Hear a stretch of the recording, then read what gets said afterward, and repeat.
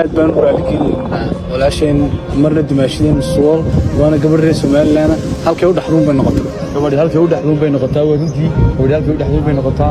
wixii shalay ku dhacayna waxaan ka rajaynaynaa inay sidii ka farxad badan inay noqoto anagoo gacmaha hayna oo la wada jecel yahay inay dimaashadeen soo noqoto